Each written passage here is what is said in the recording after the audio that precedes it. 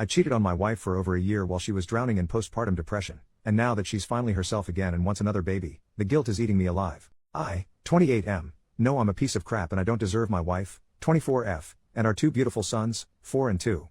I know that by telling her this will be the end of our marriage. She will not forgive me, there will be no talking through it. She will tell me to pack my bags and leave immediately. I can't live with the guilt of not telling her, but I can't live without her. I don't know what to do. Basically, my wife and I always wanted a traditional family. I would go to work and she would stay home with the kids. We both always wanted a large family, a house in the suburbs, a dog, the whole thing. We got married when she was 19 and I was 23. She got pregnant right away and our first son was born 9 months to the day after our wedding. He was such an easy, happy baby. We were all so happy. My wife was super passionate about cooking, arts and crafts and home decor. Our home was always spotless, despite having a baby and dog. We had a great marriage and a healthy intimate life. We were both naive enough to think that being parents was always going to be easy. We started trying for another as soon as the doctor cleared us. It took about 8 months for her to get pregnant, which stressed her out a lot because she got pregnant so easily with our first. This pregnancy was different. She had no energy. She gained a lot of weight and was unrecognizable. With our first son, she only had a small bump and you wouldn't have even known she was pregnant if you saw her from behind or if she was wearing an oversized shirt. With this pregnancy, she blew up like a balloon. Her face and feet were swollen. I sound like a jerk for saying this, but she looked like a monster. We didn't make love for the entire pregnancy. Sometimes she would try to initiate, but I always turned her down because I was repulsed by her. She had a difficult birth and our son was born with some health issues, relatively minor, thankfully, but enough to give us a scare. My wife blamed herself for our son's health issues. In the heat of the moment I told her that if she had been more active during pregnancy then our son probably would have been fine. She just kept sinking further and further into depression. She stopped brushing her hair and it started to mat. I would come home from work at 5 p.m. to find our older son still in his pajamas.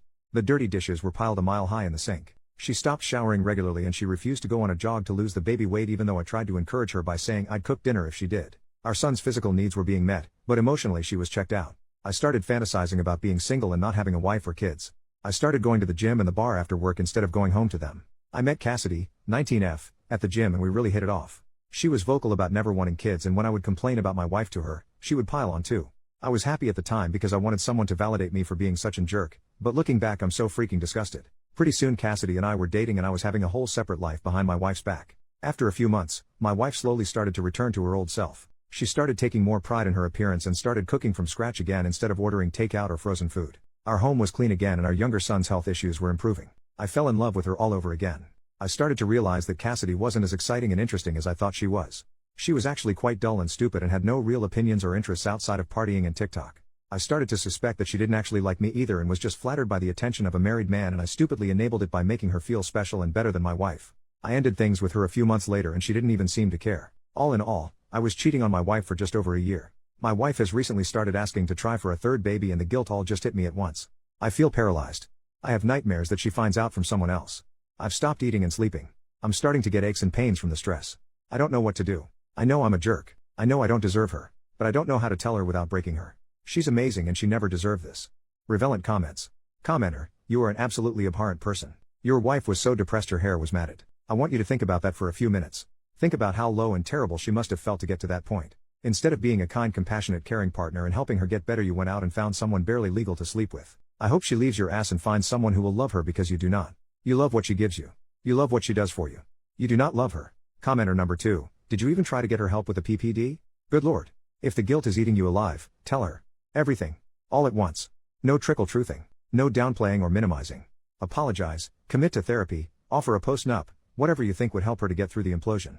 Then the ball is in her court, and it's her choice whether to kick you to the curb. Update, 3 days later, I really didn't expect the last post to blow up so much. I'm just going to post an update and then I'll probably delete this account. As per somebody's advice, I took the day off work, dropped our 2 sons off at their grandparents' house and sat my wife down. I came fully clean. I made no excuses, told her I didn't expect forgiveness and that she had every right to say or do whatever she wanted. She didn't respond for a while, but then very softly and quietly told me that she wanted me out of the house the next day and that we were done. She didn't scream or cry or show any emotion. I asked her if she wanted to say anything else and she said no. I told her I was sorry and she said she didn't want to hear it. We sat in silence for what felt like forever while she stared blankly into space. When our sons came home, seeing how expertly she was able to put on a brave face and not let them know anything was wrong broke my heart. It hit me like a ton of bricks that she was used to doing this, and it was all my fault. I slept in the guest room that night, but didn't get much sleep. The next morning, our older son asked me why mommy was crying again last night and said he wanted to cheer her up. My wife refuses to speak to me, look at me or acknowledge me in any way. I heard her on the phone to her best friend who lives in another country. She told her that she thought she had found a good one and that she was going to break the mold. Her grandfather walked out and left her grandma with nothing. Her dad walked out and left her mom with nothing. I'm a piece of crap, just like every other man in her life.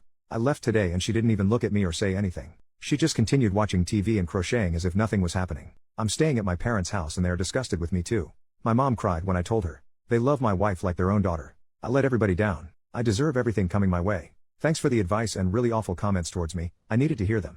Relevant comments.